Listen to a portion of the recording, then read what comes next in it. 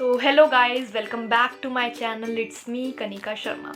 सो video के title से आपको पता लग ही गया होगा कि ये वीडियो में क्या होने वाला है। सो यस, इस वीडियो में बताने वाली हूँ कि क्लास 12th के साथ साथ आप सीए फाउंडेशन के साथ कैसे प्रिपेयर करें। एंड लास्ट वीडियो में कुछ कमेंट्स था कि आप कुछ स्ट्रैटेजी बता दीजिए फाउंडेशन के लिए। तो इस वीडियो में वो भी कवर होने वाला है आगे कि क्या आप स्ट्रैटेजी अप्लाई कर सकते हैं सीए फाउंडेशन क्लियर करने के लिए। So let's get into this video.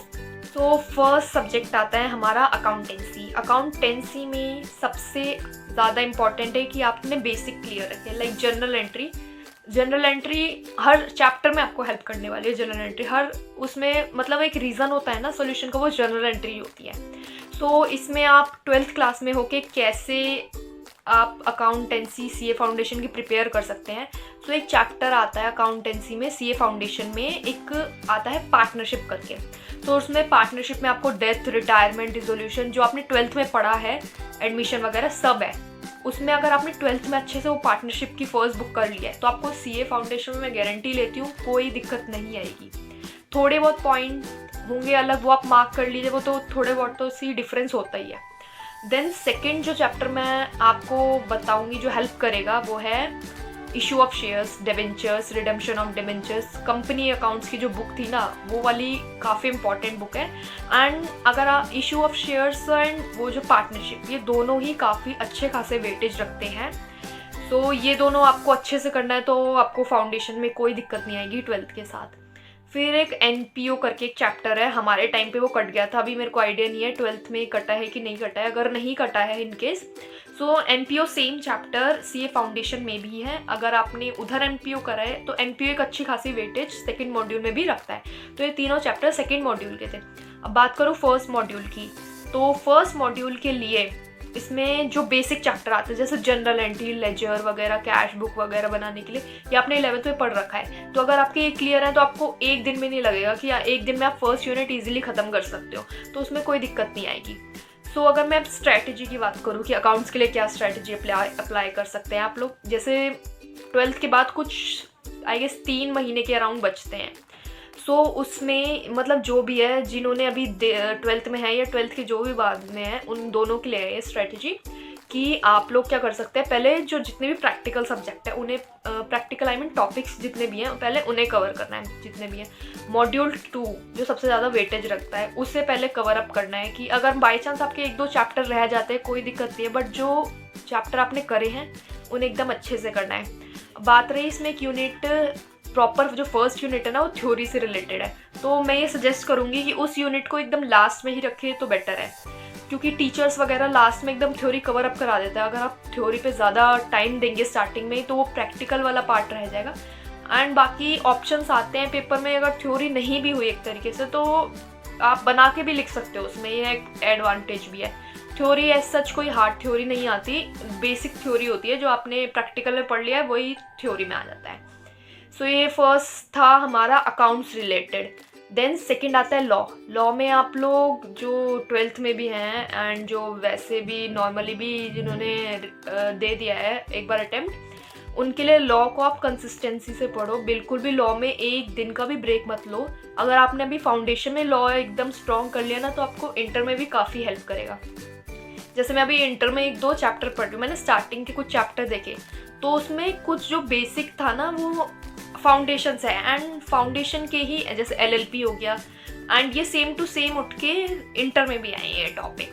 तो अगर आपने फाउंडेशन में अच्छे से लॉ करी तो आपको इंटर में भी अच्छे से ही लॉ आ जाएगी।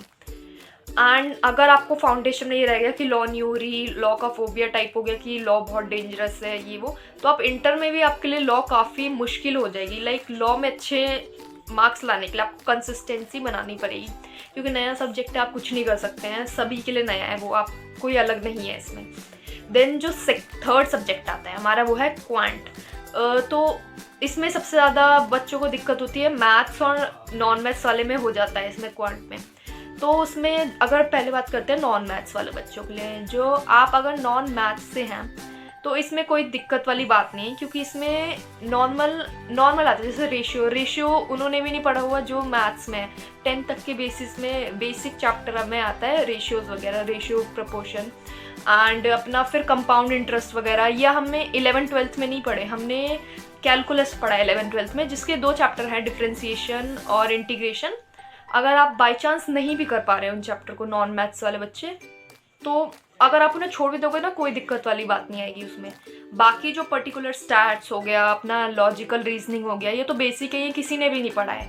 तो आप इन्हें अच्छे से भी कर लोगे ना इन दोनों चैप्टर को छोड़ के, सो काफ़ी हेल्पफुल हो जाएगा, कोई दिक्कत नहीं आएगी। और बात रही क्लास 12th के साथ कैसे क्वांट मैनेज करें, तो अगर आप बैकग्राउंड है आपका मैथ्स, तो कैलकुलस अच्छे से कर लो, आप 2 मिनट में सॉल्व कर दोगे। कैलकुलस इतना हार्ड नहीं दे रहे हैं वो लोग उसमें। एंड बात रही मैथ्स में, ऐसा कोई सिमिलर टॉपिक नहीं आएगा 11th-12th से, बेसिक कॉन्सेप्ट आएंगे, वो ट्रिक्स लगानी पड़ेंगे, MCQ वगैरह होते हैं, तो मैथ्स ऐसे होगी।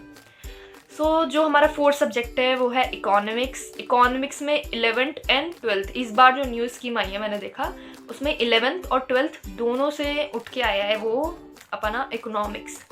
तो इकोनॉमिक्स में पहले आ गया 11th में demand and supply, elasticity of demand. तो ये जो बेसिक है ये आपने 11th में पढ़ा है, और अगर आपने 11th में अच्छे से करा है तो CA फाउंडेशन में ज़्यादा प्रॉब्लम नहीं आएगी, क्योंकि थोड़ा सा ही डिफरेंस आएगा उन चीज़ों में। देन अपना एक नेशनल इनकम जो अभी रिसेंटली न्यू सिलेबस में ऐड हुआ है, मैंने अभी भी देखा था, तो नेशनल इनकम भी हमने उसमें पढ़ा है 12th में, तो उसमें भी एज सच कोई प्रॉब्लम नहीं होनी चाहिए। तो ये इकोनॉमिक्स के लिए है। और इकोनॉमिक्स आप अगर एंड मोमेंट पे भी करते हो ना, वो हो जाएगी, क्योंकि उसमें वो हमने स्टार्टिंग से पढ़ी हुई है। तो जो मेन फोकस होना चाहिए ना, वो होना चाहिए लॉ पे, लॉ और मैथ्स। नॉन मैथ्स हो तो आपको मैथ्स पे फोकस करना ही पड़ेगा, लॉ और मैथ्स साथ साथ लेके चलनी है। अगर मैं टिप्स की बात करूँ तो टिप नंबर 1 है कंसिस्टेंसी। तो कंसिस्टेंसी हर सब्जेक्ट में होना चाहिए। एंड ऐसा नहीं है कि मैंने 2 हफ्ते पहले एक सब्जेक्ट पढ़ा, फिर 2 हफ्ते बाद उसे ओपन करके देख रहा हूँ, ऐसा नहीं होना चाहिए। अगर आपने कोई चैप्टर अभी पढ़ा है तो तुरंत हफ्ते भर में उसे रिवाइज कर लेना चाहिए, ताकि आपकी मेमोरी में रहे। जब लॉ सब्जेक्ट है जैसे, उसके लिए सबसे इम्पॉर्टेंट है कि आप कंटिन्यूसली उसको रिवाइज करते जाओ, तो ये एकदम बहुत आपके लिए हेल्प करेगी। मेरे को हेल्प करे, क्योंकि मैंने जो फर्स्ट यूनिट थी पार्टनरशिप, मेरे लिए भी नया सब्जेक्ट था लॉ, पार्टनरशिप को मैंने कंटिन्यूसली रिवाइज करती गई, तो उससे मेरे लास्ट मोमेंट पे उसके जो पॉइंटर्स थे वो मेरे दिमाग में रहे थे। तो लॉ के लिए कोई आप कुछ नहीं हेल्प, रट्टा आप मारोगे नहीं हेल्प करेगा, जब तक आप उसे समझ के बार बार रिकॉल ना करो, ताकि वो आपकी मेमोरी में रहे। देन टिप नंबर 2 मैं बोलूँ, जो आपका वीक सब्जेक्ट है उनसे आपको दूर नहीं रहना, उन्हें सबसे पहले आपको कवर अप करना है, ताकि एंड मोमेंट पे वो बर्डन ना रह जाए आपके ऊपर कि बहुत सारा सिलेबस बच रहा है या सिलेबस नहीं हो रहा है। तो जो भी जैसे नॉन मैथ्स हो गए, आप लोग थोड़ा मैथ्स पे ज़्यादा फोकस करें स्टार्टिंग से ही, तो वो एक बार उस पर कमांड बन गई उस सब्जेक्ट में, तो आपको कोई फिर दिक्कत नहीं ही आएगी। देन जो टिप नंबर 3 है कि आपका सिलेबस 1 महीने पहले तो एटलीस्ट ख़त्म हो ही जाना चाहिए। एंड बिल्कुल भी मतलब एक जो लास्ट महीना है उसमें नए सब्जेक्ट के नए टॉपिक्स ना ही करें तो ही बेटर है, बिकॉज फिर जब नए टॉपिक्स करेंगे ना तो फिर उन्हें रिवीजन करने का टाइम नहीं मिलेगा, फिर फ़ायदा नहीं है वो नए टॉपिक्स करने का। तो क्योंकि मेरे साथ हुआ था, सोगा मैंने रिवाइज़ करना भूल गई थी मैं उस टाइम पे, तो मैंने बाकी सब रिवाइज कर लिया था। फिर सोगा मैंने एंड मोमेंट पे जस्ट मैंने पढ़ा हुआ था, तो वो मैंने जस्ट उसका रिव्यू लिया कि एटलीस्ट मैं पेपर में उसमें लिख के आ सकूँ सोगा चैप्टर को।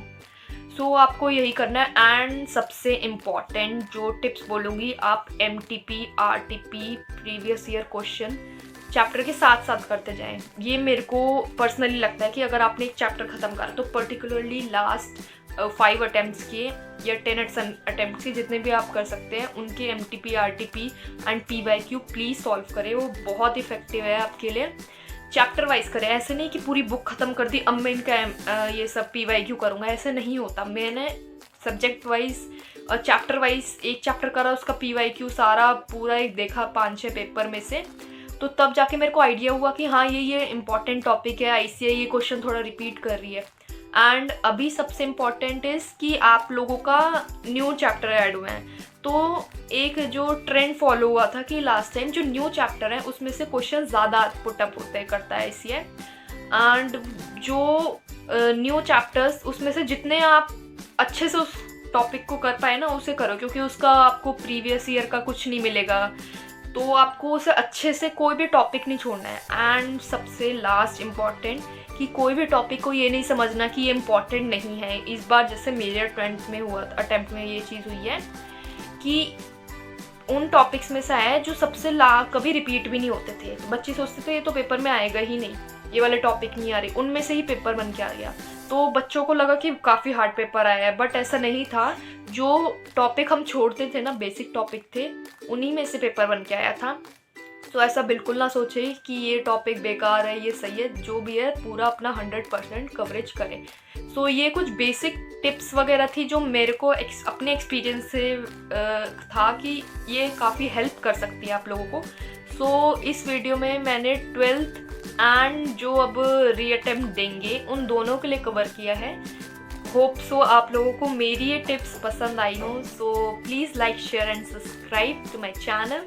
Hope you will like this video and comment below कि आपको कौन सा न्यू टॉपिक पे वीडियो चाहिए। जैसे प्रीवियस उस पर था कुछ 3 कमेंट्स, उनको मैंने कंसिडर करके ये वाली वीडियो बनाई है। सो होप सो आप और कमेंट्स करेंगे। अपना जो भी आपको इशू है आप कमेंट्स में लिख दीजिए, मैं उसका रिप्लाई करने का पूरा ट्राई करूँगी। So thank you so much. Like, share and subscribe to my channel. Bye bye.